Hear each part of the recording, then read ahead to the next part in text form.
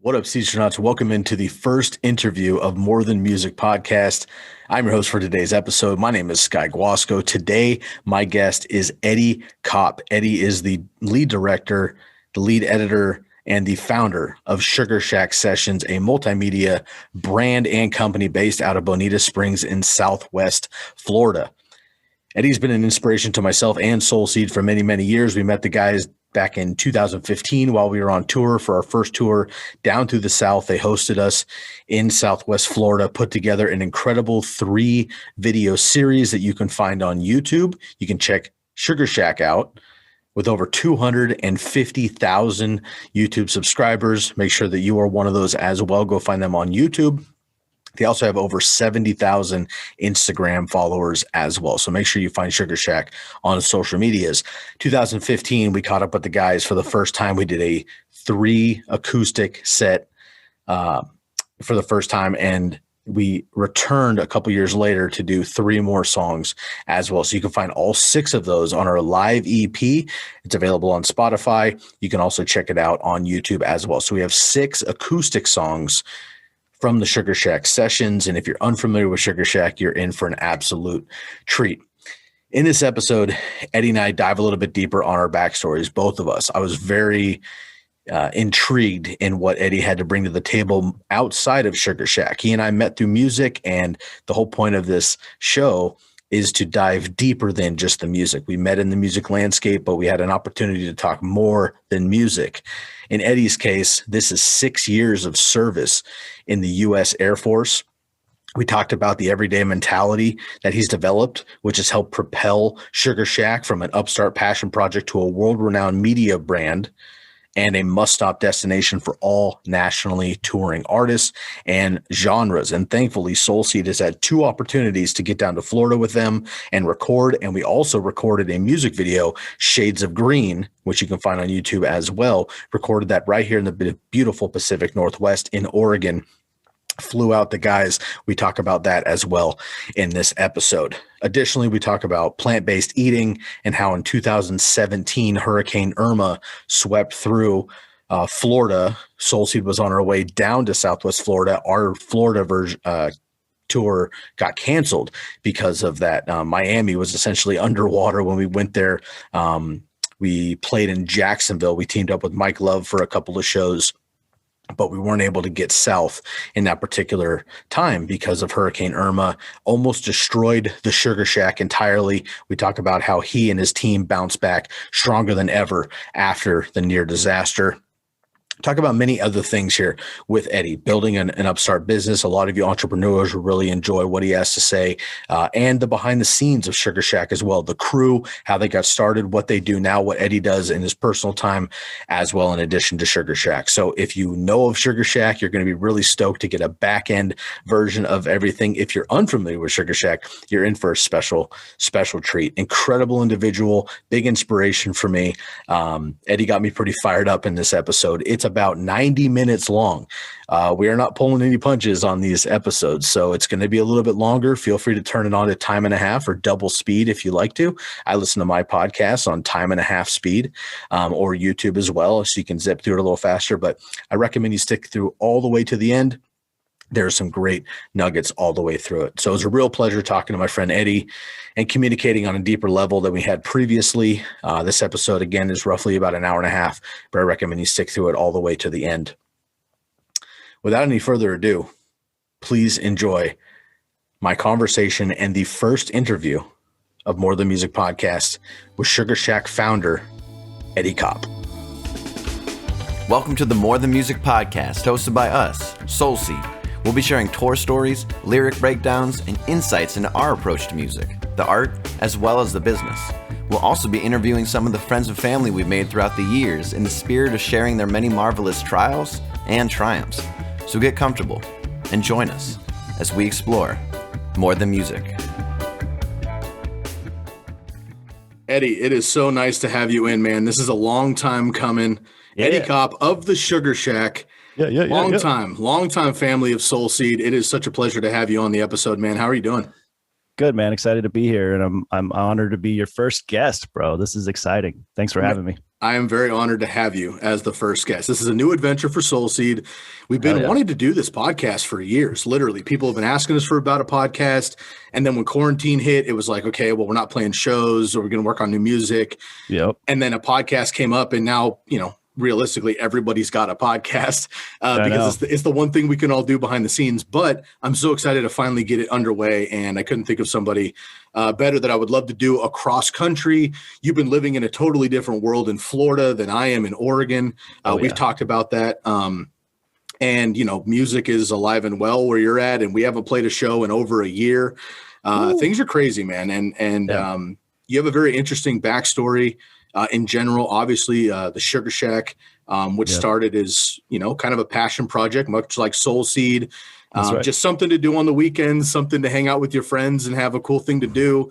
And over the last 5 to 7 years, similar to you guys, we have now traveled nationally. You guys are bringing in world artists, and we're going to get to that in the podcast here. But it's just been an incredible journey. Super proud of you and the entire crew for everything that you guys have done. And I'm very excited to get into this. Appreciate you, Sky. The feelings are mutual, man. We are Soul Seed fam forever, bro. We love you guys, and we owe you all a lot. And you guys came early on, and I mean, look at how your sessions are doing on the channel, man. It's amazing. I'm excited to be here. I'm excited to share the story. I'm excited to hear more about this endeavor for Soul Seed, and let's do this. Excellent, man. Well, of course, we're going to get into Sugarshack. You also have an individual project as well that kind of started this whole thing.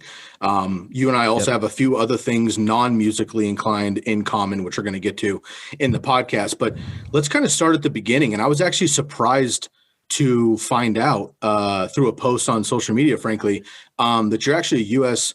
Air Force veteran. And I was curious to talk about that. I wanted to know, first of all, when were the years that you served?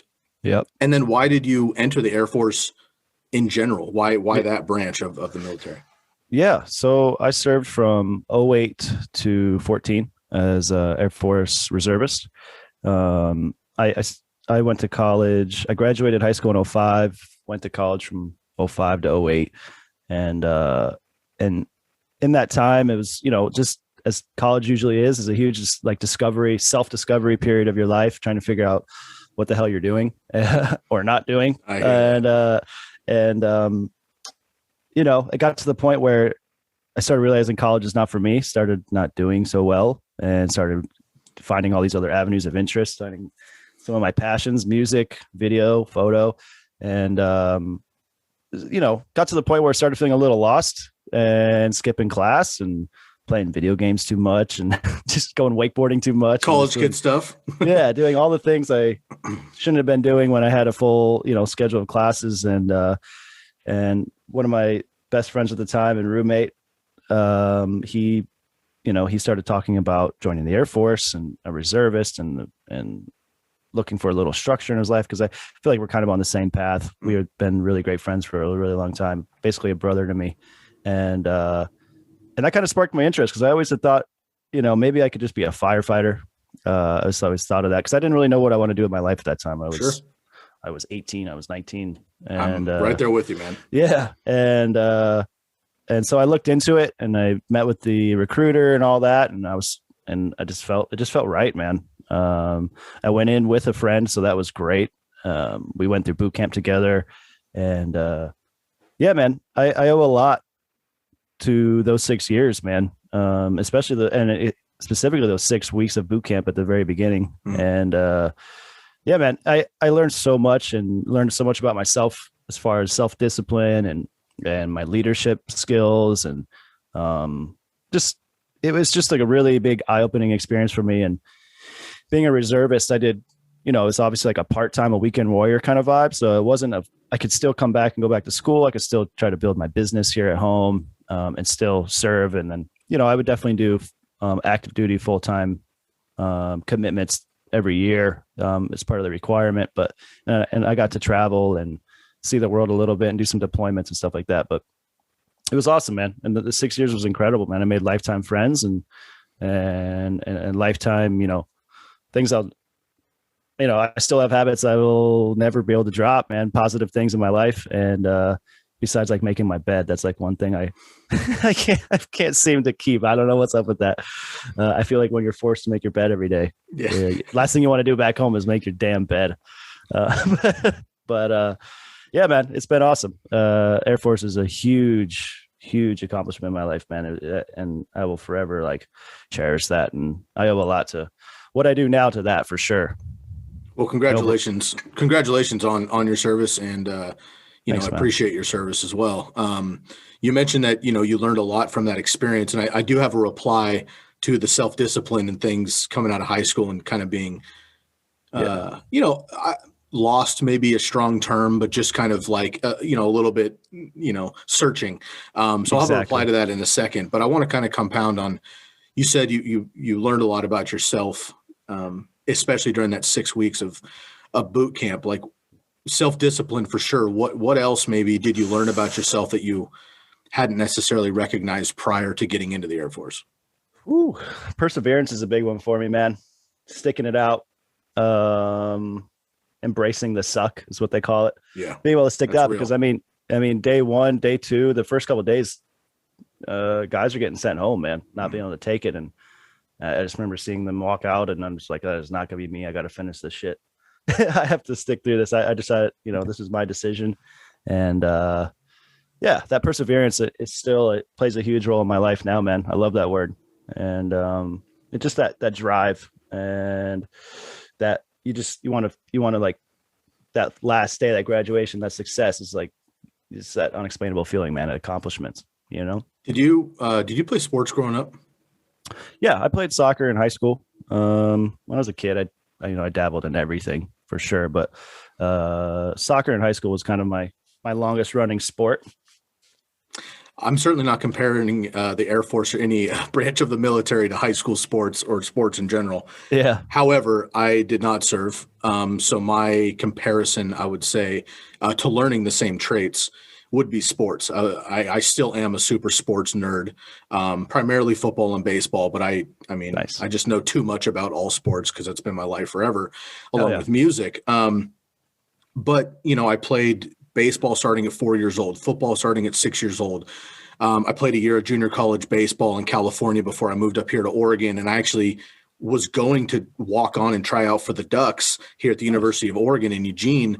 But at that time, they actually didn't have a baseball program. They didn't come back for a couple more years. So that faded off at the time. But my whole goal coming out of high school was to play baseball. That was my life. And that's way before music started. But baseball was going to be my life because I'm just too small, frankly, for football, right? So baseball was going to be my jam. Now, I bring that up because in my life growing up, similar recognition within myself of embracing the suck. Yeah. That is so real, man. And that's not just being in boot camp. That's not just running hills forever, until you're literally crying from the pain in sports. And people who have served or people who have played ball know what you and I are talking about. But embracing the suck really is like, I think it's just kind of a theme, especially right now. Yeah. Right?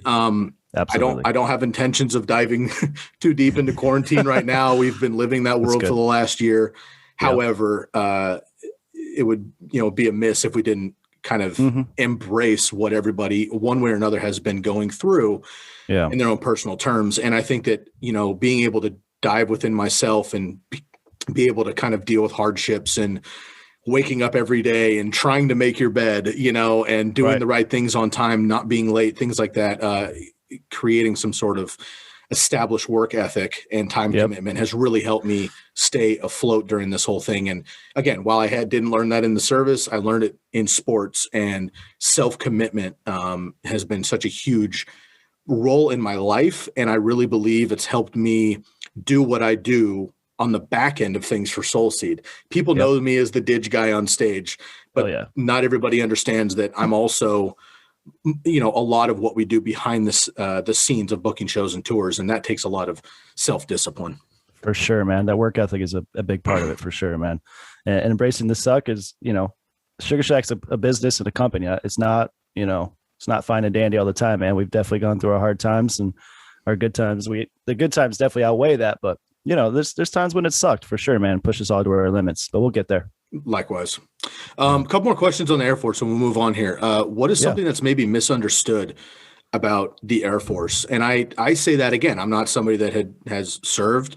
I think people feel very strongly for or against military in general. And you know, I'm not trying to make it political by any means. Just curious, as someone who's actually, you know, been in it, what is something that's maybe misunderstood about the Air Force specifically? Yeah, when people asked me about my time in the military and the Air Force, everybody has always asked me, did you fly a plane, or did you fly in planes, or did you, you know, something with anything to do with flying planes and the pilot stuff. But I believe it's like really low percentage of the Air Force is actually pilots. I think it's like 5% or something like that. That's interesting. I didn't know that. Yeah, something real low number. And the rest of the Air Force is supporting those pilots, right? And so that was my role. I was a munitions troop. So I assembled, processed all things that blew up. Bullets, bombs, missiles, rockets, grenades, all those things. Like that was my job. I worked in the bomb dump is what they call it. So the underground igloos and all that. And it was a cool job, man. It was a really, really cool job. And everything is in support of the pilots, man, making sure that those missions go well and go right, and they have what they need. What is one particular story in or within the bomb dump? I have to hear more about that. When I think of, and again, this is full ignorance, I will be honest, but I think of the Air Force without knowing things. I think like Top Gun and then like underground James Bond tunnels and stuff, like somewhere in between, I imagine. But the bomb dump makes me think of like underground bunkers where, the super top secret missions are being underheld. Yeah. It was cool, man. It's a cool place to work. A very eye-opening, a very fragile place to work, man. Like you can't have cell phones in your pockets because of the radio signals and stuff. There's just so many technicalities, and everybody's on this certain level of trust, and it's taken very seriously. And every little thing is accounted for. Every nut and bolt, every screwdriver, every little thing is just so accounted for. And I don't know. It was cool, man. Attention to detail for sure. As you could imagine, something like that, like whatever you're building better work, in the time that it, may need to be end up used. I don't know. It was cool though, man. That's really excellent. And did you choose to be in that sector? Yeah. Were you placed in it? I was given I think with my test scores, I was given, 4 different career fields I could go through. Okay. And that one just felt right. Honestly, I was like, I'll go for that one. Nothing was too crazy or, that just seemed to be the right one. Sure. And you're based out of Florida now. Are you from Florida originally? Originally, no. I was born in Iowa, but as soon as I was born, my family moved to California, and that's where I was raised. Where in California? Newport Beach is where we started. And then towards the end of, I moved when I was like 11. When I got a little older, we moved to Lake Elsinore. So my dad was in the motocross scene. Oh, cool. So that's a big motocross town. So it's in the middle of the desert. And I live a very different life now compared to what it was when I was raised. But it's cool, man. That's what I appreciate. And when I found out about the Air Force stuff, and I was, diving a little deeper on non-Sugarshack Eddie, I was pleased to see that, because frankly, I've lived 5 or 6 lives, I feel, as well. And currently people know me as Soul Seed, but I've so many other versions of myself, which I think is incredible. Grew up in Iowa, no beach to be found, and lived on the coast of California, the coast of Florida. So good for you, man. Get it in. My brother's a big motocross guy. I played big time sports, football, baseball growing up. He was a motocross, mechanic, and he almost went pro as a younger lad. Cool. But anyway, big deal there. Last question on the Air Force, man, and we'll dive into some film stuff here. What is the first thing that you did, or first place you went after you came home from Air Force?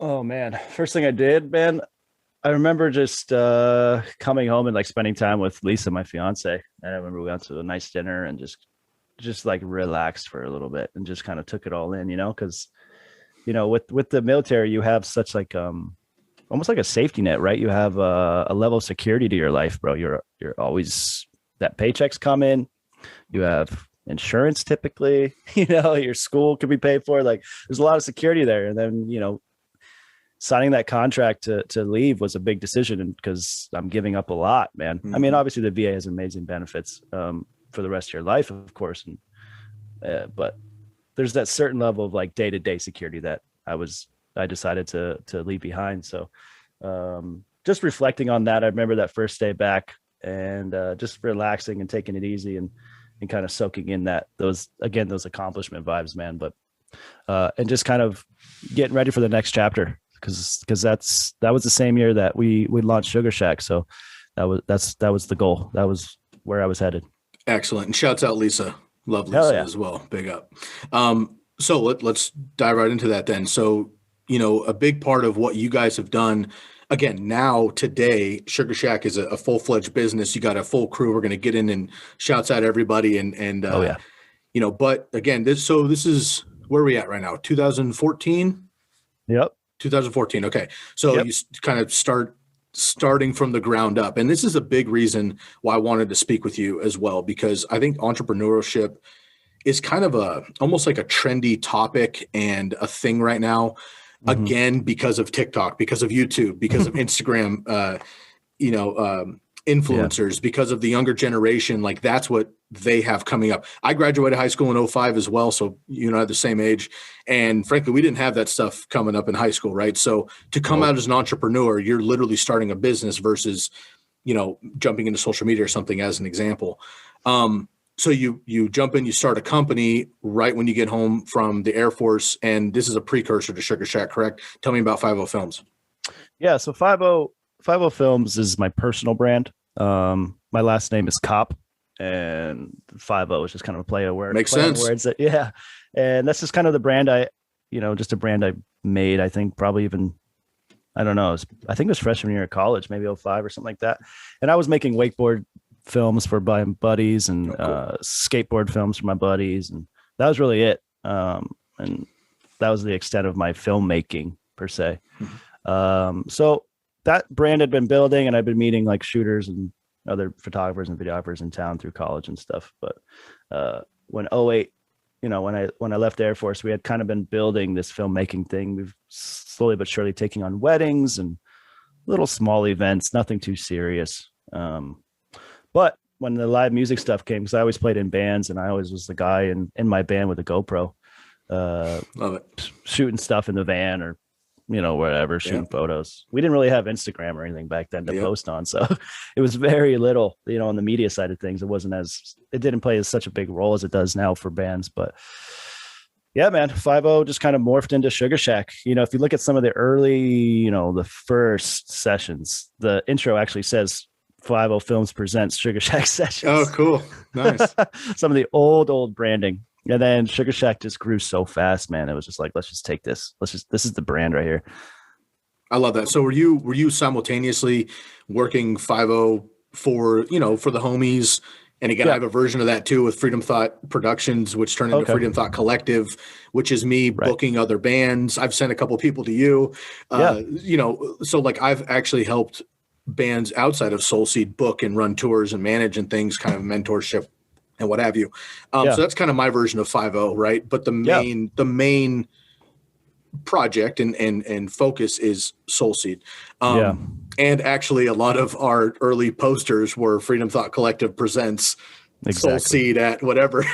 Yeah. And it was kind of, it's like, it's kind of that like not fake it till you make it per se, because you're making it, but kind of adding street cred wherever you can. So I respect that. So just you and you're doing wakeboarding videos for the buddies. You're doing like weddings, graduations, things like that. And then at what point at what point did you know that Sugarshack was the one to focus on? Was it one particular video? Was it meeting the entire crew? Was it you just wanting to expand what you were doing? When did Sugarshack really take your focus? That's a good question, because to this day, the same five of us guys are here. Which is so amazing. Us too, which is incredible. Incredible. Yeah. I love looking at you guys' old photos, man. Seeing the old band photos. It's awesome. Incredible team. To stick it out and to do what we're doing still is amazing, man. And I owe everything to the team, the other four guys, because together, I mean, this is not something I could have ever done alone. That's something I told the guys originally before I started the channel. I was like, I need a crew to do this idea. Are you guys down for the ride? You know, I don't know if we're gonna get paid anytime soon, but let's see what we can do with this. I think this idea and this platform that we can create for artists, I think it's could really launch us into the filmmaking careers that we want and that we dream of. So yeah, when it started feeling like real, I think it was when we started hiring our commercial and corporate clients because of our live music channel. Nice. That was cool, man. We had like, you know, who doesn't, you know, most people love live music, and you know, our Sugarshack sessions and the Sugarshack music channel is just kind of under that umbrella of Sugarshack, right? Sugarshack LLC is kind of a media company, and then Sugarshack music channel is just a little piece of that underneath. It was a big piece of that, I should say. Yeah, sure. But we started getting, you know, commercial video inquiries from people that, you know, they'd open up emails with, yo, we love your music channel. Do you guys do like video work for whatever you need? We need a commercial for our brand or for our restaurant or for, you know, things that had nothing to do with music. The music channel was what like brought them to us. So that's when it started feeling real. We're like, okay, maybe this is a good model. Maybe we should run with this brand. Maybe this should be, you know, maybe this should be the one. And, I love that. You know, I wish we would have, you know, whatever. I wish we would have like thought of it sooner, but it just took a few years. We even had a company called State of Mind Multimedia. Same guys, same crew, same work, same style, same everything. We just had another brand for some reason. And like, I think, I don't know, maybe a year or something goes by, and just again, Sugarshack just blew that out of the water. And so it was just time to close that LLC and let's just put everything under Sugarshack. Good for you. Yeah, Soulseed had kind of a side project, if you will. You know, it's just like, you know, Soulseed's like Reggae Fusion, right? And sometimes we want to do like full dub sets, or, you know, Mikey and Kenny have a side project that's just a duet, right? Called Palmer Creek. So like if Soulseed's not available, those guys can go down to like a local brew pub or a coffee shop or a festival and be an opener as like just the two of them, which is kind of cool. And if Magic jumps up on hand drums and Benny's on acoustic and I play didge or something, it's just like a low key, you know, style of what we're doing. So I What's think that called? I didn't know that. What's that called? Palmer Creek. And sweet. Yeah. And next time Soulseed gets out on your side of the country, we're going to have to get Soulseed Session Volume 3, but we're going to have to get a Palmer Creek session too, because Kenny and Mikey have kind of a whole nother branch of music, and they don't have an album out yet or anything, but it's just like different songs that might not make the practice room for Soulseed, you know? It's not like we dislike the music. It's just a different vibe totally. Yeah. So they merge those into something else. And then our little kind of side dub project we played a show or two with is called Cymatic, and that's like dub centric. And we actually hosted a band here in Eugene called the Courtney John Project from Jamaica a few years ago. They're incredible. Y'all should check them out. They're amazing. But they're like dubtronic, you know, like that almost dubstep reggae. And we're like, Soulseed's not quite that. So we had to like up the ante, throw a few more delays in there, and drop the vocals, and we pulled it off. It was a fun show, but kind of side hustle. So I appreciate the adding in the extra things, just because you never know what's going to happen, man. And as an artist and as a creator, you're kind of ever evolving. So I appreciate that. Yo, you mentioned the crew, man. And I have a list of them here. I was going to read them off, but it'd be so much better if you did them justice. Please give a shout out to your crew. Yeah. The crew is amazing, man. Alex, Arian, Justin, and Spence, incredible. And now we have Chino, our latest hire. He's doing our digital strategy and analytics. He's helping us make the best decisions for the channel, which is amazing. So it's really cool to bring him on. Chino's been kind of like working with us on the back end since probably day one, bro. He's awesome. A local guy. He now lives in Austin, but he was a local, and he actually taught me a lot of how to play percussion. Cool. Amazing musician. He's in a few sessions he used to play for Sprout, the band that I played. I took his spot. Cool. You know, he works for us full time now, so that was exciting. But yeah, we have Alex on audio, and then Spence, Justin, and Arian are all video and camera operators. And then, you know, per usual, we all wear a ton of hats. So, you know, Alex and Arian run a lot of the books and the business side of things. And, you know, Justin is our lead photographer as well. and DP. And then Spence is our MacGyver and our Swiss Army knife of the crew, and just does everything. And also he manages our merchandise. So we all do a lot of different things, but for sessions, we all come together and we all run cameras, and we do audio, and we just keep this business going, man. It's been a fun journey. Your guys' flow is so impressive. And I remember the first time we went down there, we'll talk a little bit more about this in a bit, but coming down the first time and just kind of knowing what to expect, or thinking I knew what to expect. Yeah. And all of a sudden we're like in a full-fledged, I feel like we were shooting a commercial. I mean, like the way you guys, the vibe was just, hey, we're hanging out in the living room. Let's like record a few songs. That's the vibe, which is super comfortable. But the production and the way you guys run as a team was so beyond what I expected. And I had watched all your videos up until then and had no idea what you do behind the scenes. And it's like such a well-oiled machine. It's like hitting a, opening for a nationally touring, world-renowned band or something that is so dialed with the techs, and they don't miss any steps, kind of a thing. And like once they hit play and they count in that first song, the show is just flawless. And like, really, man, I mean, it's just such a well-oiled machine. It's very impressive. We take what we do very serious. That's for sure, man. It's obvious. Number one, we make sure we have a good time. We make sure the artist is having a good time, and the hospitality is there for the artist. Like that's always priority, making sure the artist is comfy. But we take it very seriously, and we have a good time with it, man. And we want to produce the best product we possibly can for artists, man. And we want everybody to be proud to share what we create together. That's really the key. The focus there is like, let's create this really nice content, this really magical, timeless content that everybody can share for forever, man, and really cherish it. And let's make something we're all proud of. Well, you guys have done that tenfold, man. Again, very thanks, impressive. Man. How, and again, shouts out the crew. I would love to have those guys on as a team or individually eventually as we go through this as well. Yeah, let's do it. How did everybody come together? How did the team come together? You guys have been, buddies or a crew for 7 years, but possibly longer. Yeah. So Alex on audio, he was in a band, Orange Juice. They actually have sessions early on the channel the first year.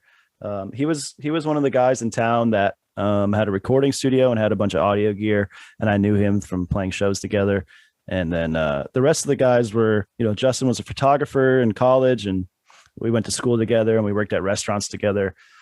So I knew he had a camera. And then Spence has been a homie since 9th grade. We went to high school together, and we ended up going to the same college, and then started hanging out in college, and he was always into cameras. And then Arian, he was part of 2 startups prior to Sugarshack, Gator Boards and Vert Clothing. And he did all their filmmaking and design. I forgot to mention Arian does all our graphic design for Sugarshack. And so he was just another guy in town with a lot of skills, and he had that startup mentality, that entrepreneurship. And so when I started kind of formulating this Sugarshack session concept, I had a list of all the creatives I knew in town, and those guys just seemed to be the best fit, man. And looking back, I mean, I made some good decisions. They're still here. They're still working. They're still crushing it. And and it's definitely a brotherhood at this point, man. It's cool. And was everybody into film design, coloration? Like you already had the skill sets coming in? Kind of, right? Because we all were kind of finding it. So, I mean, looking back at our sessions, we've definitely improved quite a bit, bro. But that's how it goes, as we should, right? It's important. Yeah. You should be improving no matter what step you're in. Right. You're always improving, right? That's really the goal. But we all had our certain skills, right? Arian on graphics, Justin on cameras, Spence on cameras. I was more in like the leadership, the directing and the camera stuff. And then Alex is strictly audio. So we all had our skills coming into it. And that was the chance we all took on those first couple episodes. Like, let's get together. Let's have some bands over and see how this goes. That's really fantastic, man. Yeah. Congratulations again. And again, big shout outs to crew. Let's talk about Sugarshack, like the name, what the Sugarshack is. Now it's Sugarshack Sessions, also kind of chopped down to Sugarshack. It's frankly become a national brand. There's world artists there as well. I mean, again, you guys are doing massive things these days. I'm going to get to a big milestone you had recently here in just a little bit, but kind of take us back a little bit, rewind. So you get the crew together. Again, longtime homies, you piece the parts together, similar to Soul Seed. A lot of us went to high school together, childhood friends and everything else. Cool. And again, we're still the same crew that's been together a decade later as well, which is impressive. Mm-hmm. What is the Sugarshack? And you have a special connection to it, correct? Yeah, absolutely, man. So the Sugarshack's my house. I'm sitting in it right now, in my office here, but it's just a little, almost borderline rundown Florida bungalow in a random little neighborhood in Bonita Springs, man. And when I moved into this house, I think it's almost like 11 years ago now. Wow. Lisa and I were moving off of campus living, and this is like the first place that kind of stuck out to us on Craigslist at the time. And it just said cute fairy home now available. So I was like, clicked on that. And because everything else was like 4, 2, 3, 1, all these normal. And that one just had like a creative title. And so it got us. And it was the first house we looked at. And I remember walking in and being like, yo, this place is magical. There's something cool about the energy in this house. Love that. And Lisa felt that too. And we signed the lease. And then there was kind of like a middle period where we couldn't, like, we had the house, but our lease on campus or campus living wasn't like up yet. So it was like this time where this house was empty for a few weeks. My band at the time just set up in the living room and rehearsed here. And just one day the bassist walked in. I think it was his first time here. And he's like, this is a sweet little Sugarshack, bro. Oh. And it just, that name just stuck. So that band started calling it the Shack. And then all our friends and our social circle started calling it the Shack. And then, 3 years later, I needed a name for our live music channel. And I was like, no one's going to be able to say Sugarshack Sessions. That's like way too much. It is tough. I'm not going to lie. We had to rehearse it. Benny's got a funny story because he's the one that announces Family Tree, I believe, which we'll get to in a second. But he had to like practice in the bus before we went in because it's such a tongue twister. That's funny. That's awesome. Yeah, we have a blooper reel that we really need to make. Oh my goodness, there's like so many artists just flubbing, man. That's so funny. But Lisa was really one that reassured me that should be the name. I was like, should be Sugarshack Sessions, like. And I think that's also named you can't forget. No. So that's a big part of branding, right? So we ran with it, man, and here we are. Special little spot in Bonita. And the alliteration I think helps as well. Totally. And of course we're biased as Soul Seed and Sugarshack. True that. Of course we love the S's. Well, I appreciate the background, man. It's cool because it's always fun. Bands get asked every show, how do you get your band name? Where'd it come from? And there's always these funky behind the scenes stories, and so many of them you're expecting to be like this epic story, and a lot of them are just like, dude walked into my house one day and said it's a cool Sugarshack and we kind of liked it, so it stuck, and 10 years later here's our brand. So shout out Lance for the name. Shout out Lance, you bass man, trendsetter Lance. Well done, Lance. That's awesome. So okay, so we have the Sugarshack now, and that's literally your house. We have 2 sessions with you. One of them is inside. Our first one was inside, and correct me if I'm wrong, but I believe you telling us at the time, I think we had a storm or something going on. Yeah. Were we the first indoor session? Dude, I think you told us that. And again, this is probably, this has got to be 2015 or so as well, right? So we're about within that first year or so. Yep. And I thought you had mentioned that we were one of the first, if not the first, indoor session. And that was basically just out of necessity because we had scheduled with you and it was raining or whatever. So we came inside. Yeah. And it worked out. Of course, we have that, Florida humidity. So we're all sweating and we're a bunch of Pacific Northwest boys, not used to that, but we had a great time. Family Tree has been very, very successful on your channel. We have 6 total videos with you. The second session was a few years later. That one's outside on the deck. I'm just personally curious, what are some of the challenges with you guys inside and outside? Most of your sessions have been outside, but sometimes they're inside. Now, do you only go inside if it's a weather issue, or like does the band choose, or like the lighting's weird, or is it time of day or whatever? And like, what are the differences between you recording as a group inside and outside?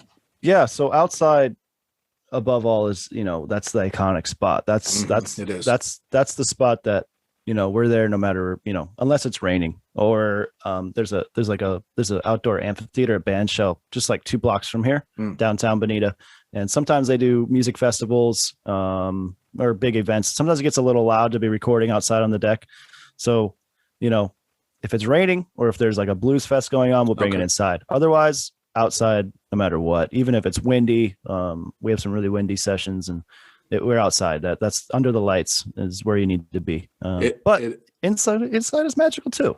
It is. It is. It's cool. And I've watched obviously many. I think something that we hear a lot was with people who are like, "Hey, I was scanning, some other band's Sugarshack, and then we're in the reel, and we come up and people hit us up and say, 'Hey, I just found your music. Want to give a shout out or whatever.'" People often, tell us that like it's cool to see the inside and outside, just the different vibe and the different sessions. So totally, I appreciate that, and of course, we had a blast doing both of them, and Family Tree's approaching 6 million views. So last time I looked here, I think we were like the fourth or fifth highest viewed. I think so.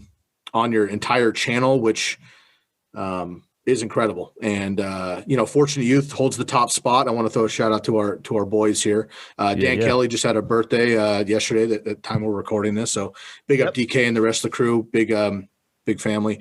I want to talk about kind of the West Coast connection really quick before we get into the rest of the Sugarshack. So again, you guys are based in Florida. We're Oregon. Fortunate Youth and others are in California. It started as kind of a local project for you guys. Treehouse out of South Carolina, SoFlo, of course, out of Florida, and many other bands as well in your region. When did you kind of break that barrier and start to get like the East Coast, the Midwest, and eventually the West Coast, and then Hawaiian bands, and of course, you have world bands now. When did that barrier kind of shift from local to really kind of a national product? Yeah, that's a good question. I think at the beginning, we just relied on all the locals, all of our local friends. If you played a guitar and sang, like, we're going to have you over. Just building that library, building that content, building our skills too. And, we got to get a proof of concept, right? We got to build this, and before we really start reaching out to touring artists. But I think it was, Ballyhoo came and saw us. I think Ballyhoo's episode 7. So they trusted us real early.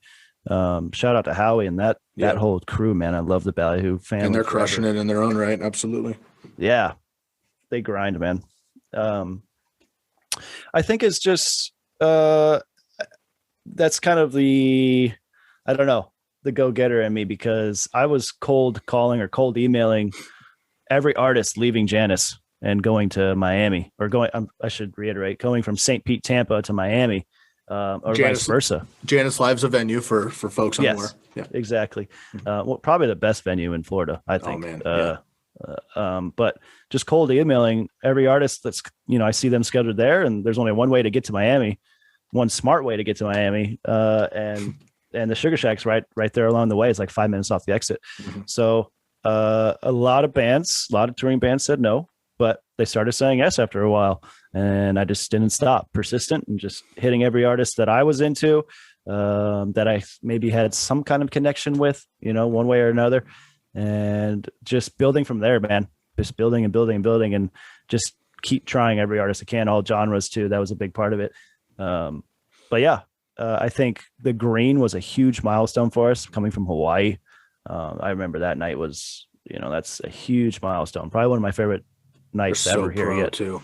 Yeah, they did 5 songs, 1 take per song, I think. Smash. I remember you telling us that too when we recorded Family Tree, because I think we did a take or two for whatever reason, and we're like, oh man, we want to smash 1 take, and you're like, nobody does.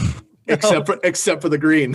I know, 5-part harmonies and 1 take each. It's nuts, man. They're so pro. We played with them a couple times. Great guys. It was like the biggest night we had yet, and it was done in like 25 minutes.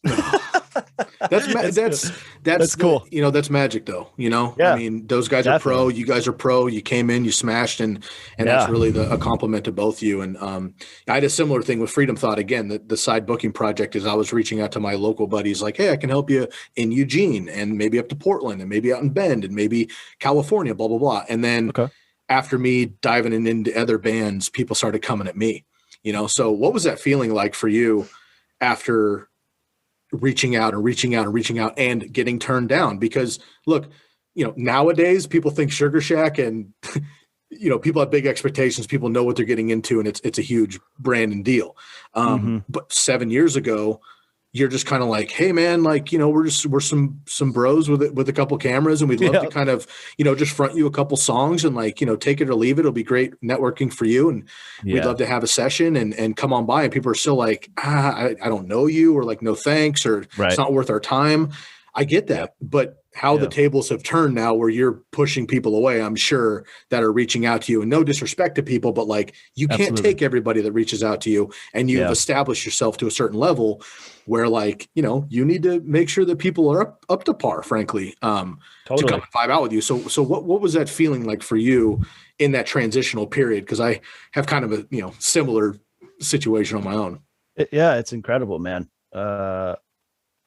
It's definitely a very proud feeling for sure. And something I'll never take for granted, man. It's just been an incredible journey. And I still feel like we're just only getting started, which is crazy. Yeah. I still feel like we have so much to do, so much room to grow yet. And there's a lot that we still want to do, and we're still working on. And yeah, man, our inbox is definitely full, and it's I'm so grateful for that, but it makes it tricky, man. Cause we can't, like you said, we can't take every artist, and it's tough, man. And we have to uphold this brand now, this platform that we've created, and that we've created with these artists. So it gets trickier as you grow, so we just do our best to present real music, and music that, all ages can enjoy, that the family can sit around and watch the channel. Right.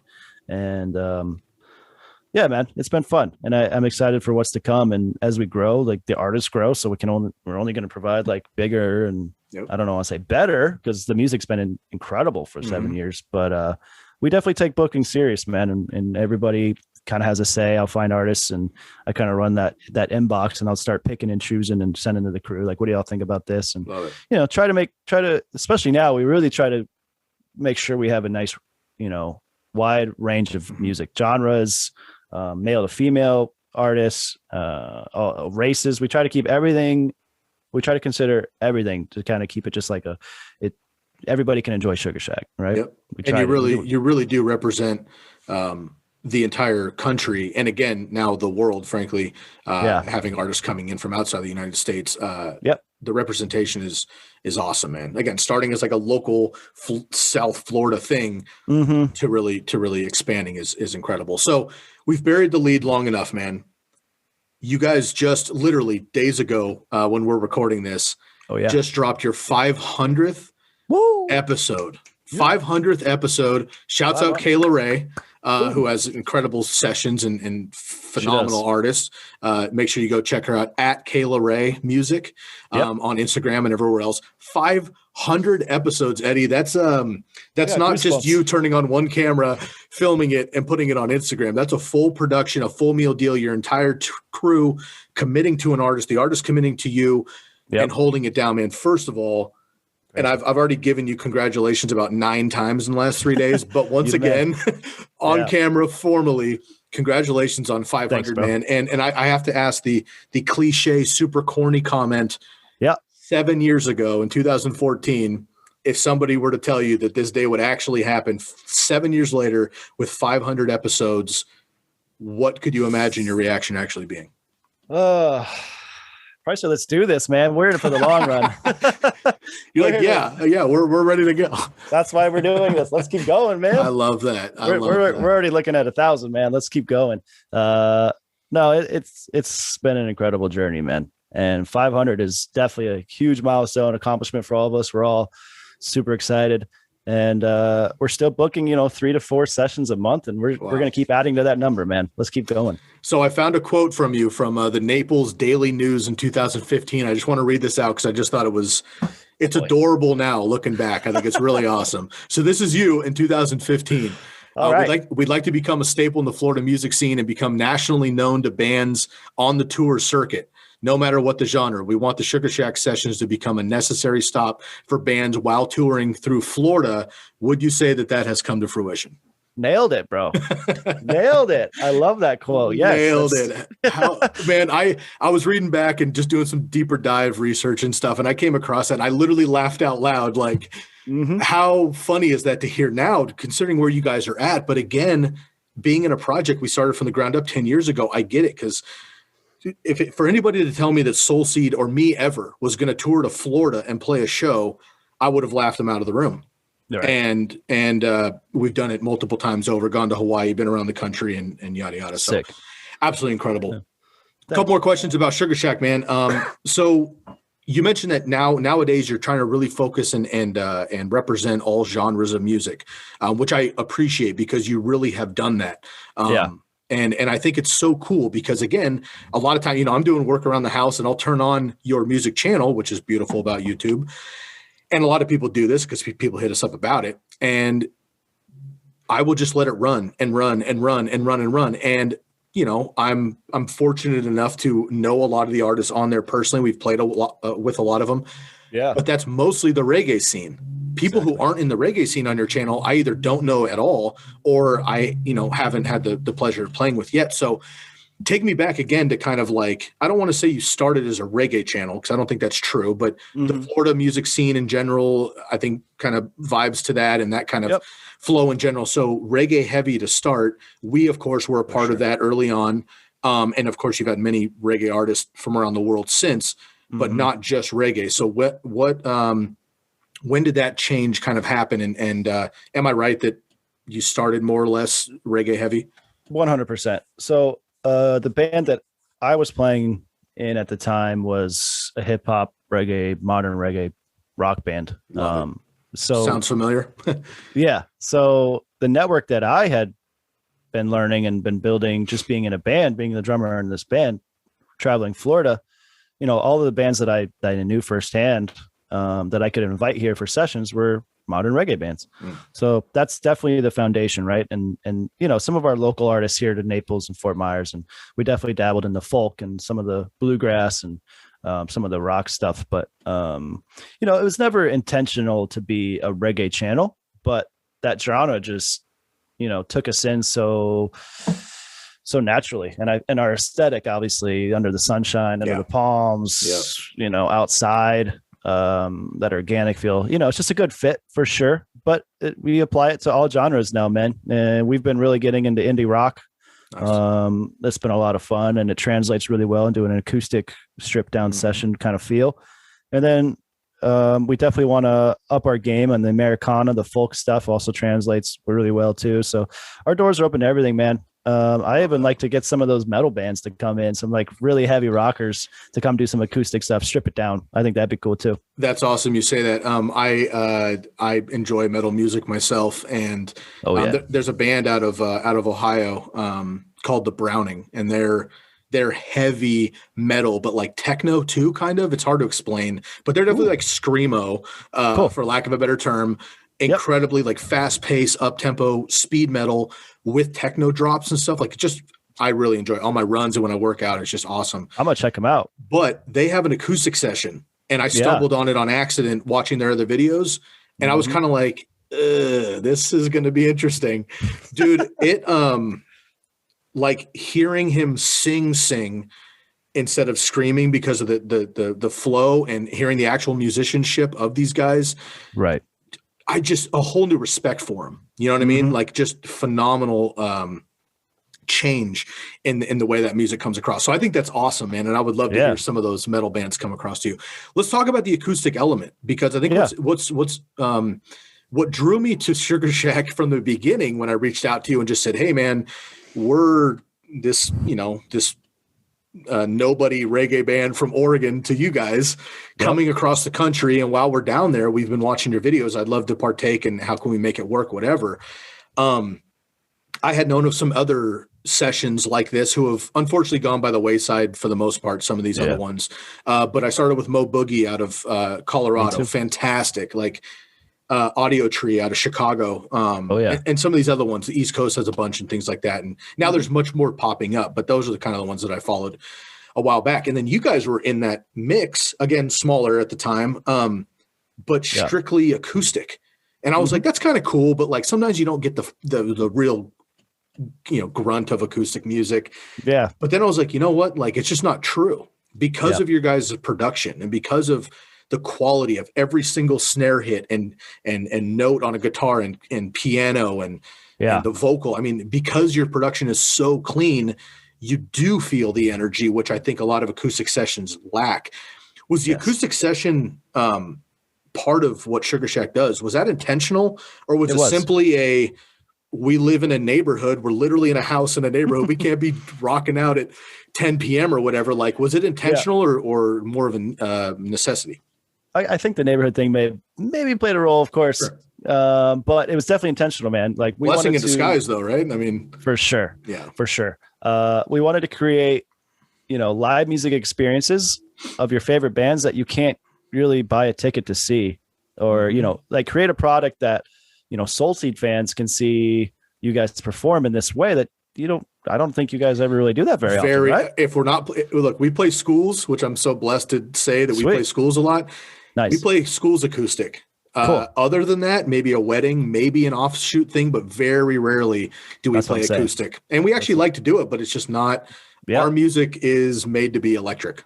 Exactly. So that's what we want to do, man. We want to create an experience that, that's awesome. Is unique for every artist that comes through. Like it's a challenge, man, for artists, and it's high pressure because we edit our videos, but we're not editing snare notes. We're not like adding in stuff, everything's 100% live, and, we make it sound pretty. We make it look as best we possibly can, but it's raw, man. Raw, real, live. That's our motto. And just creating that experience that you don't get to see from your bands anywhere else. I love that. And I really, that is true. Guys like Indubious, who you just recently put out some videos with, Satsung, some of these other, really great friends of ours, Fortunate Youth.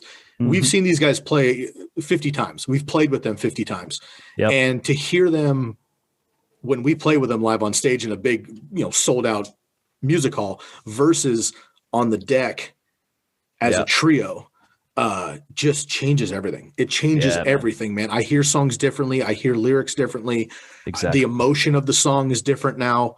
And it's just such a powerful tool, which is funny because you're like reverse engineering the power of the music. Cause all of us are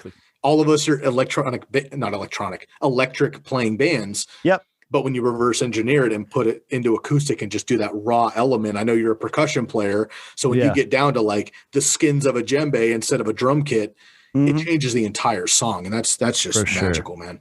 Yeah. I mean, our only like rule, when I have my quotes up, our only rule is just no electric guitars, no amps. That's really the only thing we really push. We ask drummers to strip it down. If you've got to play a drum set, strip it down to a pocket, kick, snare, hat, and keyboards, maybe strip it down to one key, and that's it, man. Let's strip things down and let's make some magic and not like cover up with a bunch of, electronics and pedals or whatever it may be, effects, and let's make like some real music.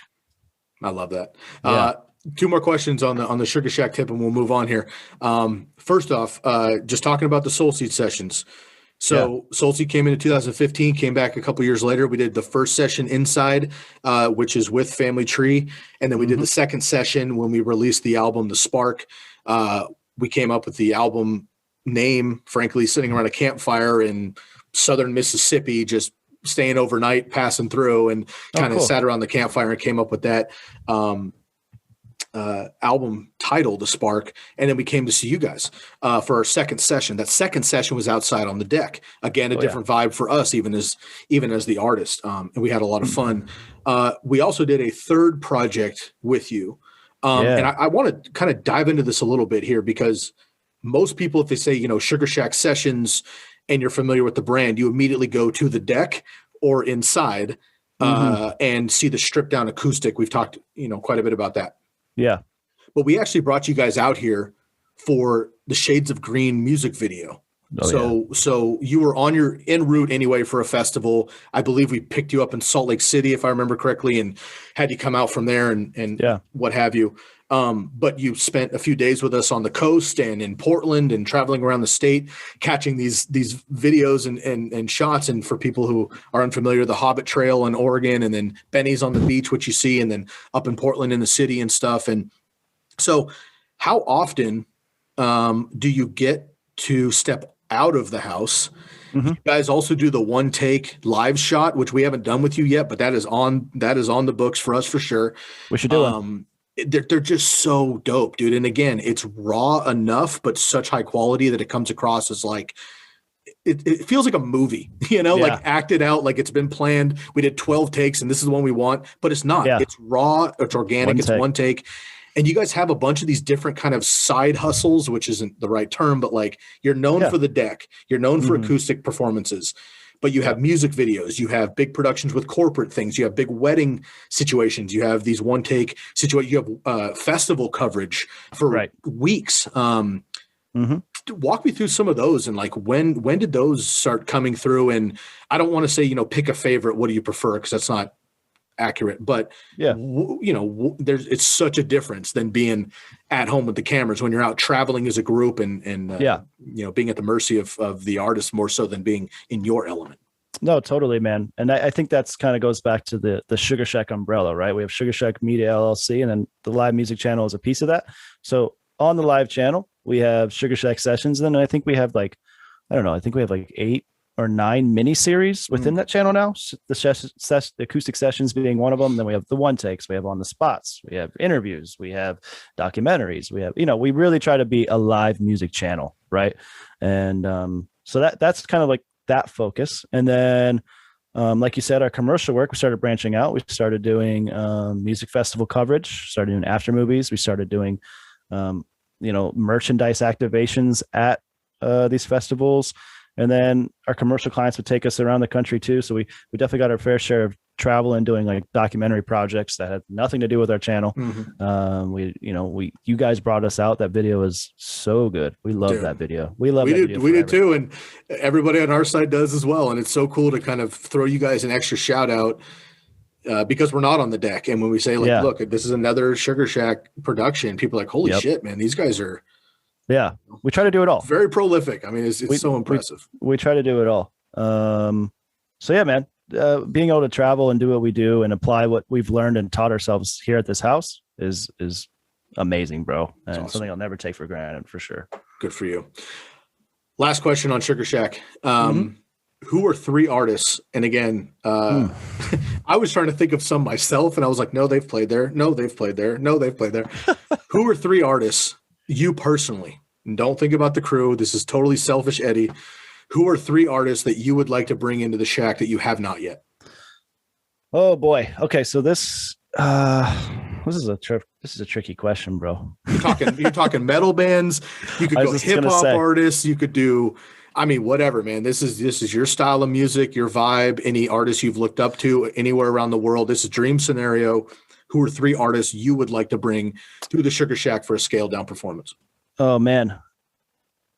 Personally, selfishly, I want Day to Remember to come here, bro. I love that band. And they're like a metal, I don't know, pop punk at times. Again, I think metal's gonna be so fun acoustic, dude. That's what I'm saying. Yeah. I think that's definitely one that would be really cool and so different, man. When artists come and quick story, the Supervillains just came 2 weeks ago. Love it. And they get heavy, bro. Yeah, they get some heavy stuff. And they played some light stuff, and then they played some, like the classic Supervillains, and then their last song, they played a song called Purgatory. And it was like the heaviest thing that's ever happened here. Nice. And it was cool as shit. Acoustic though. Acoustic, of course. Yeah, love it. It was cool. They were just shredding on the acoustics. It was fun. It's a cool experience. I know the neighbors are probably like, "Whoa, what's going on over there? That's not new. That's not normal." But Eddie's in charge today. Must be a metal band. Awesome. So we haven't really dabbled in that yet, but Day to Remember would be cool. Awesome. I think other than that, I think Stick Figure's up there. Cool. Stick Figure. I know there's a ton of most requested, I would imagine. People. It's probably number 1 request. I see through all your comments. You guys drop a video and you're like, who should we bring in next? And it's just Stick for days, Stick Figure. Our time will come, especially now that we've partnered with Ineffable. Yeah, they're like they're a big piece of what we do now. Yeah. And Stick Figure's in that fam. So our time will come. That's awesome. Maybe when traveling starts and bands really start touring again, maybe we'll get our opportunity. I don't know. Last artist. Third, I don't know, man. I'll have to come back to you on that. I don't know. Deal.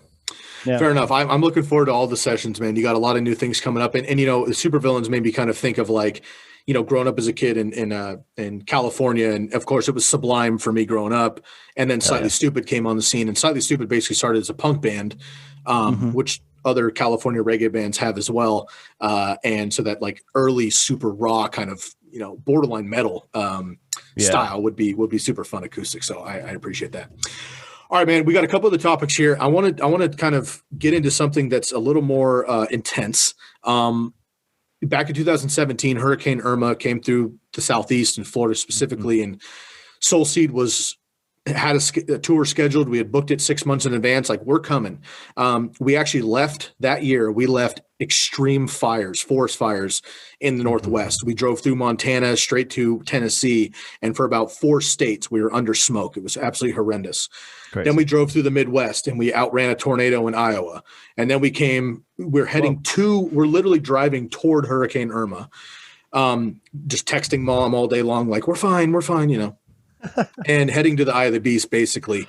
We ended up we got stopped in Jacksonville. We had shows in Miami, down in, you know, St. Pete, Tampa, West Palm, the Florida circuit, but we couldn't go south because of the hurricane. So we stopped in Jacksonville. The day we were in Jacksonville, we were actually playing with Mike Love, who's a Sugarshack veteran. But we heard that day we were in Jacksonville, Miami, the city of Miami was underwater, not totally, but flooded. Yeah. You're in between Jacksonville and Miami on the West Coast there. And I know that you put up kind of a scare to everybody about Sugarshack being in harm's way. Yeah. What was that like? And look, hurricanes are no stranger to you guys down there, but this one in particular was a little too close for comfort. Yeah, that one was coming right at us, man. The eye went right over the house. It's crazy. We ended up evacuating. We stuck around as long as we could until it was like, all right, maybe we should actually leave this. We may be in like harm's way here. I remember outside, we were watching our neighbors' pets. We're like house sitting and watching their pets at the time. And I was outside like walking their dog, and a cop is going down our street, and he has this on his loudspeaker saying like, everyone in the neighborhood needs to evacuate, and it is not safe to stay here. And I was like, it's like the movies, dude, right? You're like, bro, for real? Bro, I was like, whoa, what is going on? Man. You know, and the house was boarded up, the whole nine, right? And we ended up leaving. I mean, at the end of the day, this house was built in 1943, so it's been through its storms. It's seen its fair share of bad weather, and it's still standing, and it's an old wood frame house, and it's still here. So that was like a good sign, right?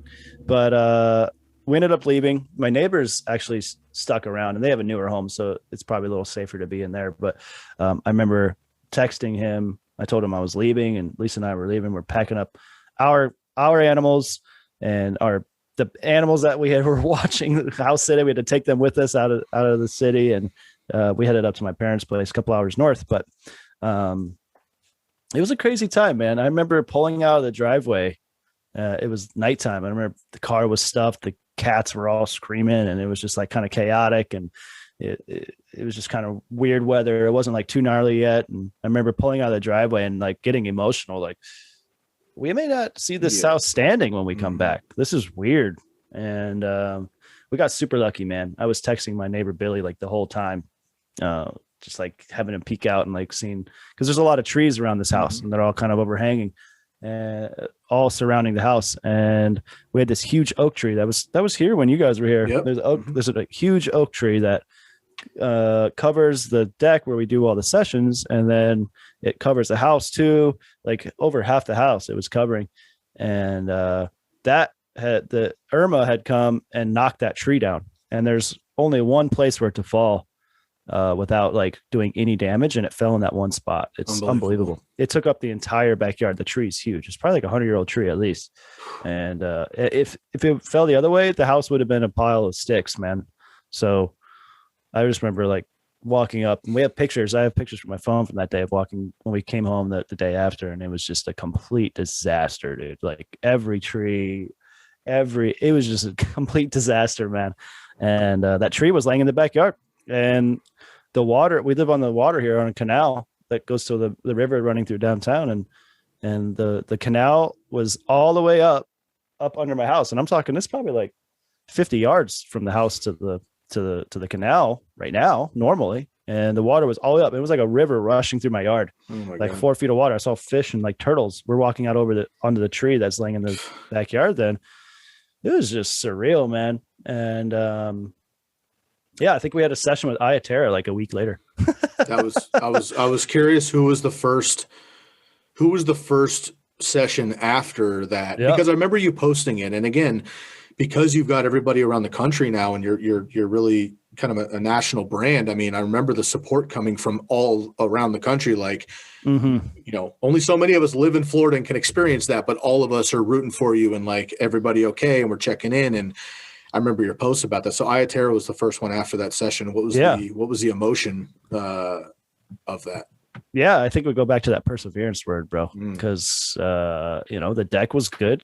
The deck was good. It was a wreck. If you look at their first session, where they did like Gypsy and all those Ayaterra classics, if you look at the palms behind the band, they're just completely like disaster. Now that I tell you, you can go back and look. I'll have to look closer. I've seen the session 5 times, but I'll have to look closer. Yeah, it's a wreck. And I think there's a shot in the little like creative intros we do for every artist. There's a shot of the tree laying down real quick. It's like a 1 second shot, but if you look closely, you can see the tree laying down behind the deck. It's incredible. But I remember their team hitting us up on their way or whatever that week, was like, we saw you guys' post. Are we still doing a session? I was like, let's do this. We need to uplift the neighborhood. Like let's bring some good vibes down, and we're doing this. So we got turtles on the deck, dude. We're ready to go. If you don't mind the mess, I mean, let's do this. We cleaned it up the best we could, man. We always make it presentable. There was a guitar pick that was sitting on the deck that somehow I still have it here. I saved it. We forgot. I don't know. It was just sitting on the deck on the table, and then when we got back, it was sitting in the same place, bro. Over 100-mile-an-hour winds, trees are going down, and when it comes back, and that one guitar pick is still sitting on the Sugarshack deck, I was like, "Holy shit!" The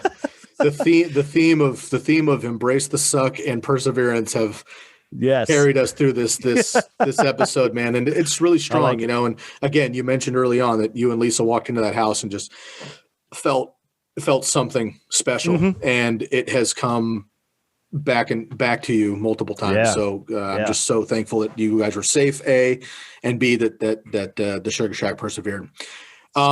Give a quick shout out to the Sugarshack coffee situation. Soul Seed's been talking about making our own brews for a long time. Our real good friends, Treehouse, who I know, again, Sugarshack alum, have their own brand of coffee and stuff like that. And ours is kind of in the works, but you made a nice, beautiful commercial for it and everything else. Give a quick shout out to Narrative Coffee Roasters. Yeah, Narrative Coffee. Our good friend Caleb McPherson, he started Narrative Coffee, I think 6 years ago, a year after we started Sugarshack, and local startup, just like us here in town, here in our hometown. And just since the beginning, I mean, he was like all he had was an espresso cart at the time, and he just was into our vibe, into our brand, and into the visuals we could create for brands. And he asked us if we could make him a commercial, and we did. And ever since, it's just been an awesome friendship, man. Just helping each other build our brands and helping, put each other on the map, especially locally, right? So it's all about, man. Yeah. And we're still great friends to this day, and it's been an awesome partnership. And over the years, we got to do our own IPA with Green Bench Brewing in St. Pete, which was really cool. We were there for that. Yes, you were. Hell yeah. And then, Caleb says, "Hey, we should do a roast together. We should do a coffee. Let's find a way to do this together." And Caleb takes what he does so serious, man. He's such an incredible, I don't even know what you call it, roaster, coffee professional. I don't know. He's so good at what he does, and his brand is amazing, man. And it aligns with what we do, and some of the same values, a lot of the same values. And he had us come in one day. He picked out, I think it was like 3 to 5 different beans that he thought we would like, because we wanted something that a majority of people could love. Nothing too like crazy, nothing too like coffee snobby, right? Like just something that's kind of more broad, really good, nothing too caffeinated, just nice and easy cup to sip and share with your friends and family and sit around and watch Sugarshack if you'd like. But we found one that we really like from Guatemala. and he sources from small farmers, family farmers, and like nothing's like too big, and everything's kind of like very small batches, very curated, making sure he's supporting like the right people that are really out there, not going the Starbucks route or whatever. Like it's really awesome, man, the way he sources all his coffee. And and we just found one we loved, and we created the branding for it. And obviously with Sugarshack comes commercials and photography. And so, it's been great, man. We sold out of our first batch. We just launched our second batch on Friday. So 2 days ago. Right on. So it's been cool, man. We all love coffee, and Caleb has really opened our eyes to good coffee.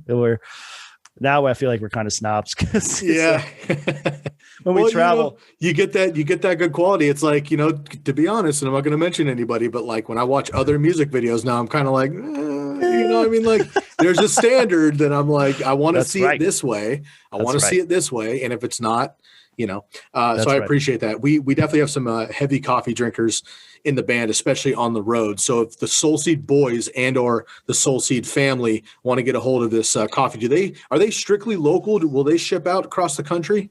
Yeah. So you can get it in store here if you're in our area, Southwest Florida, but we sell it on our Sugarshack online store. So sugarshacksessions.com/shop. You can get a bag. I think they're $18. Get it. Plenty of other merchandise as well for the Sugarshack swag. Definitely. All right, man.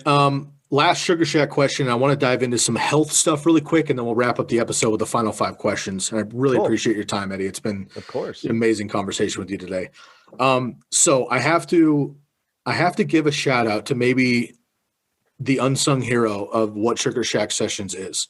Give me the backstory, please, on who or what Gnomeo is and what Gnomeo's place is at Sugarshack. Yeah. So Gnomeo is a garden gnome that my fiance Lisa's mother gifted us when we moved into this house. It was a housewarming gift.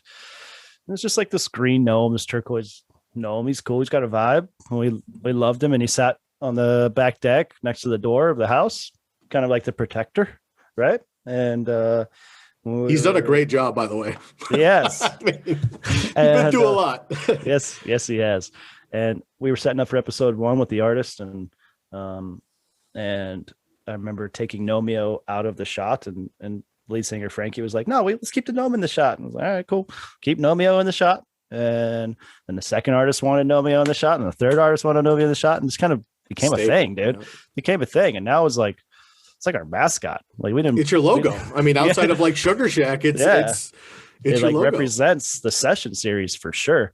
And now it's like he's in every session. We take him around the country when we go do sessions anywhere else, and we're working on getting him like 3D scans so we can replicate them, because it's getting sketchy. Make little paperweights or something too to sell out like a merchandise thing.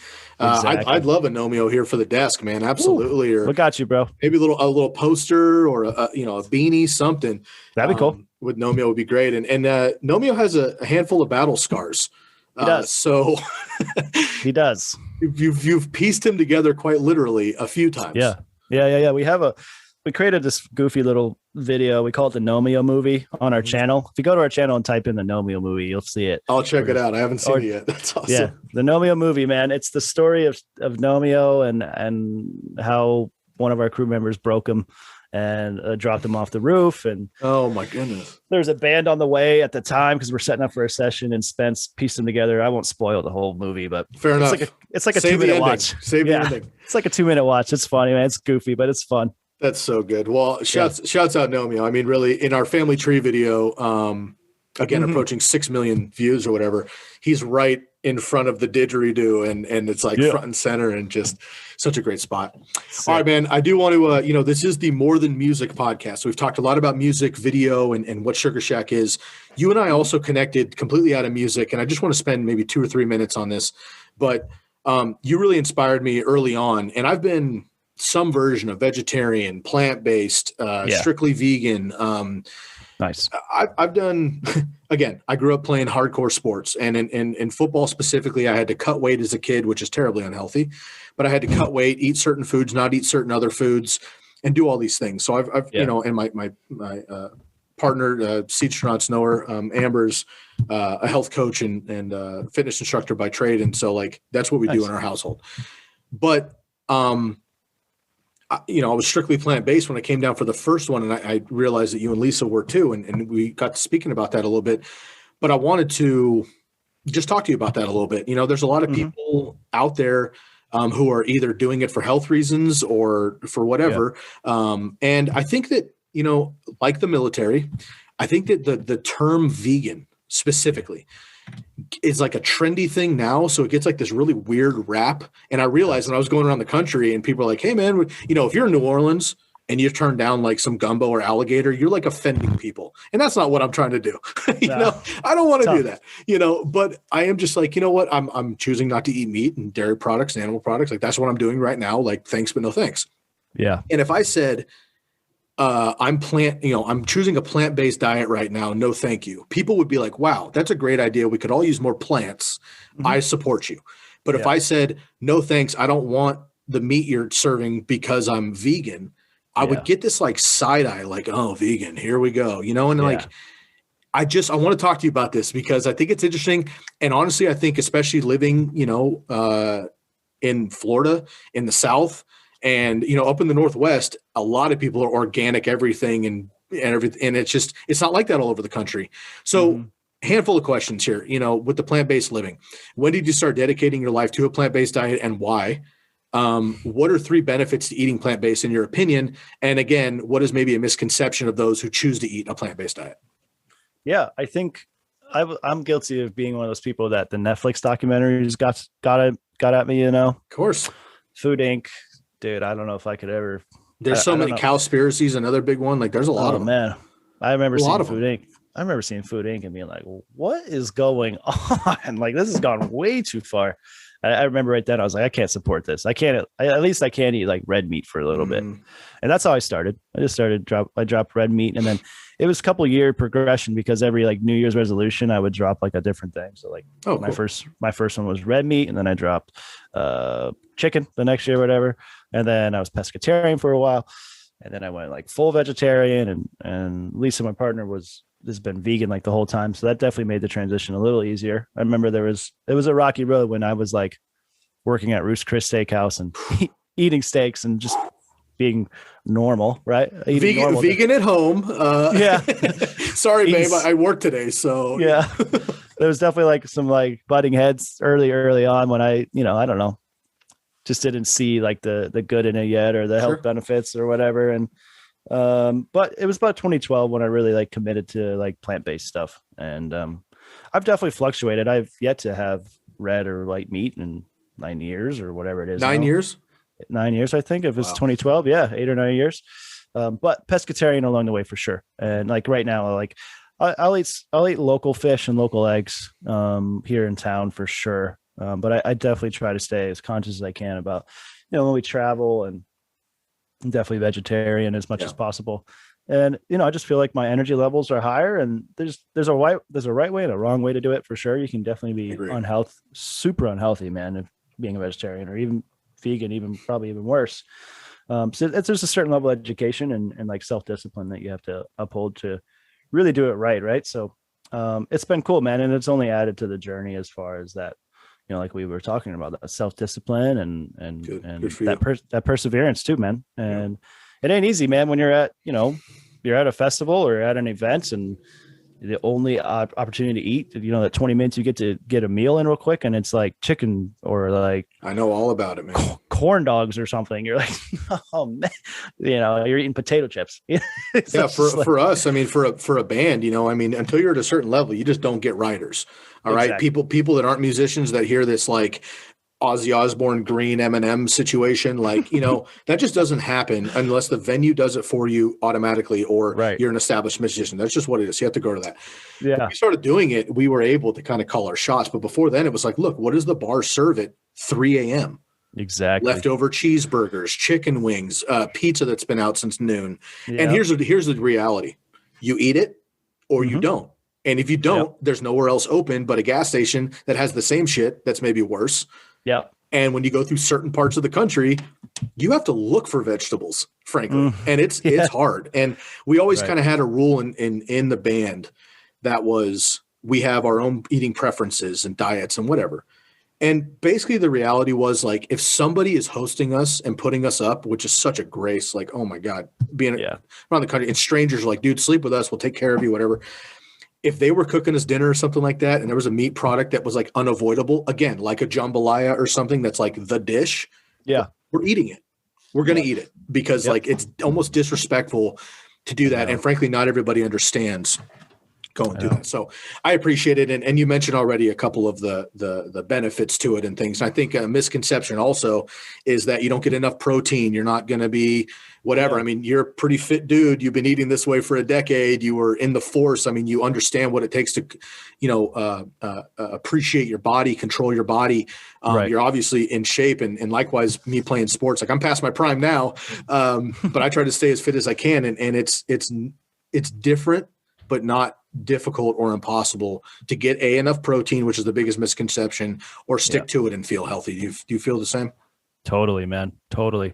Like I said, though, there's a certain level of education you have to do going into it and teaching yourself about nutrition, at least some of the fundamentals and the basis of it. But I encourage everybody to try it, even if it's for one day a week, bro. Yeah, totally. Like just like lower your consumption just a little bit. Just lower your consumption.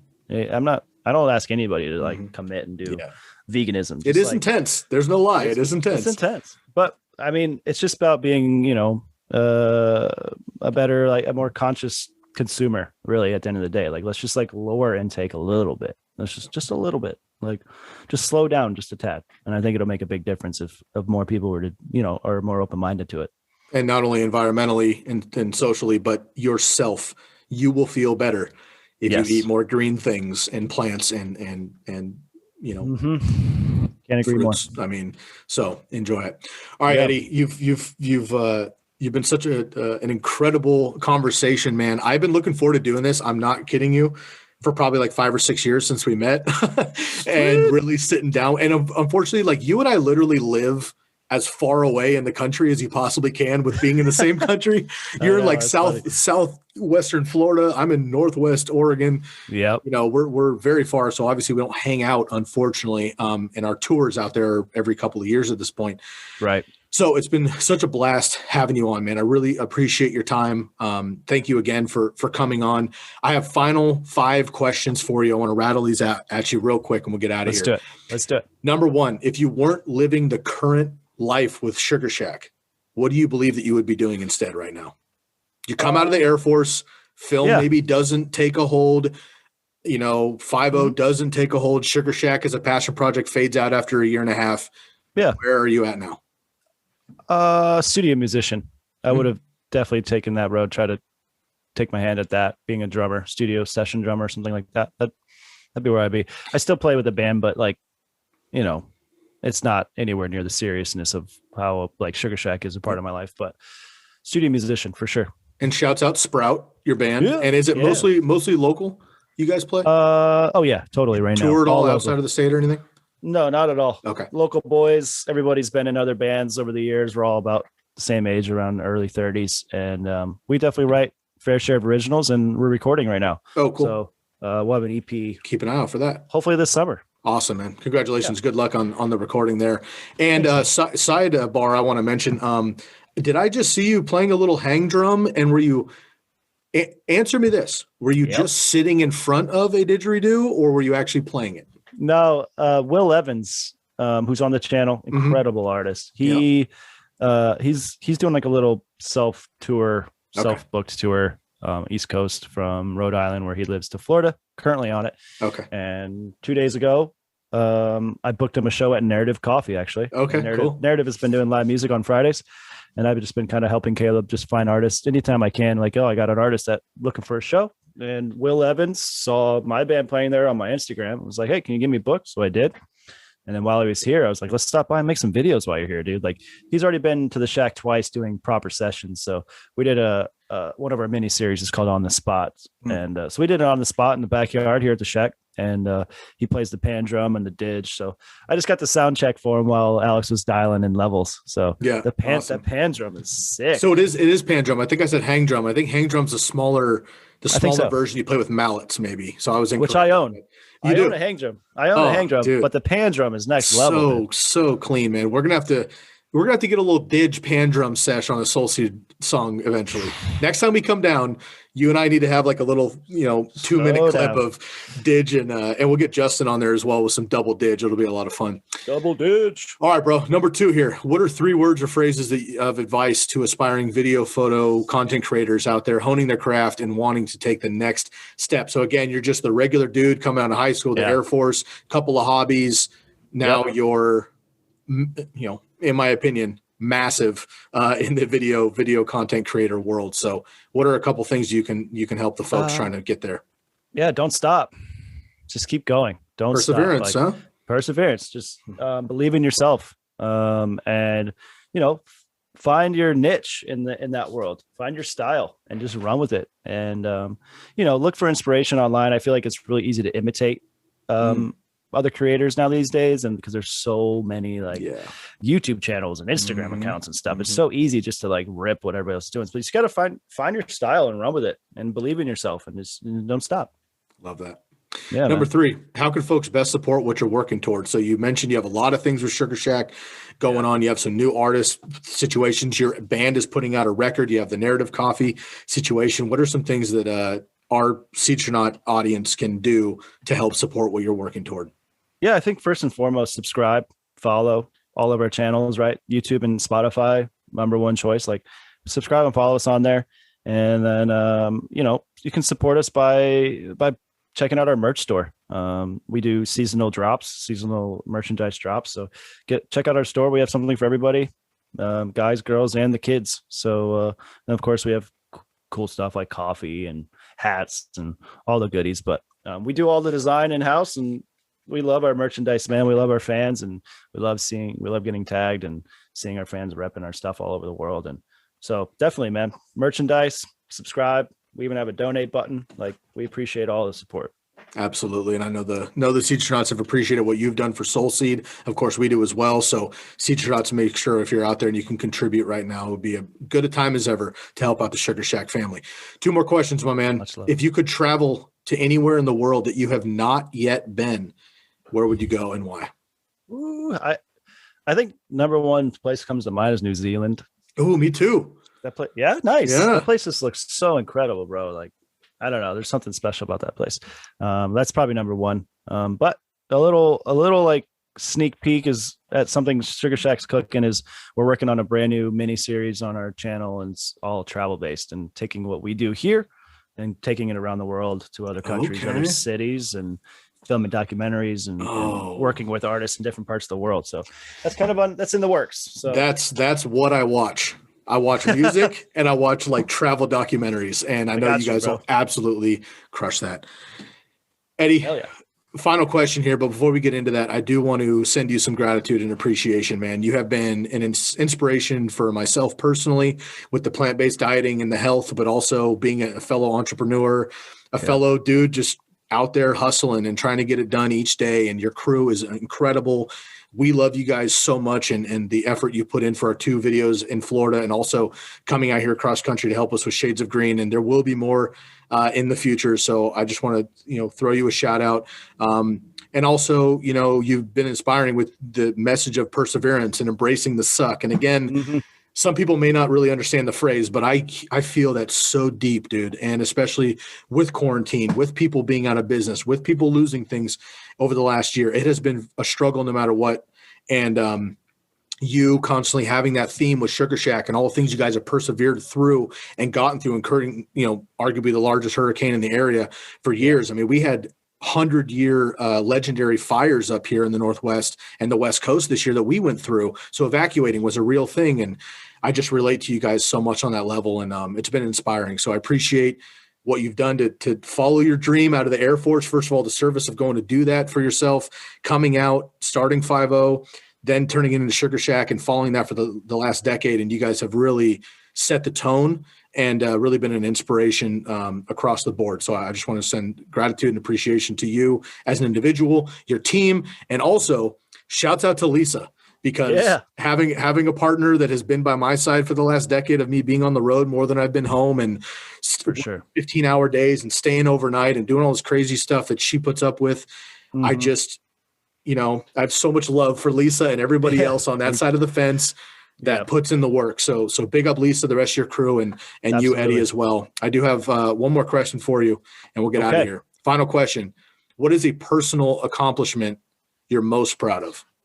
Oh man, I feel like that's all we talked about, man. I'm so proud of myself and of the team for all things Sugarshack, man. And I'm so excited to see what's to come and what we're building right now and what we're about to do and take it to the next level, that next chapter, man.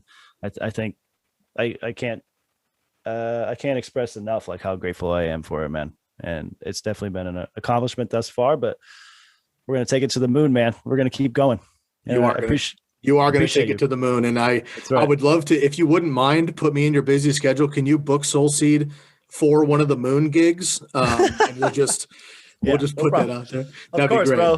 That's the least we can do, man. You guys are amazing, man. We appreciate the Soul Seed fam, bro. And you guys are always welcome here. I appreciate that, man. West Coast to East Coast. Nothing but love for you, man. I feel like you and I have a lot more to talk about. We'll have to get another session in, but thanks so much, man. Much love to you guys. Seatronauts, make sure you go support our family in the Sugarshack sessions. Big up to my man, and much thanks. Cheers. Thanks, y'all. Talk to you next time. Thanks for tuning into the More Than Music podcast. We appreciate it if you'd leave us an honest rating and review wherever you're listening to the podcast. And please also subscribe to our YouTube channel and follow us on all social media platforms at Soul Seed Music. That's at SOLSEED Music. For those that leave a 5-star rating and review, be sure to listen for your comments to be read on a future episode. Stay tuned for our next episode, and feel free to share this podcast with a friend or a family member, and let's expand the branches of our family tree. We appreciate you vibing with us today, and we'll catch you next time on More Than Music.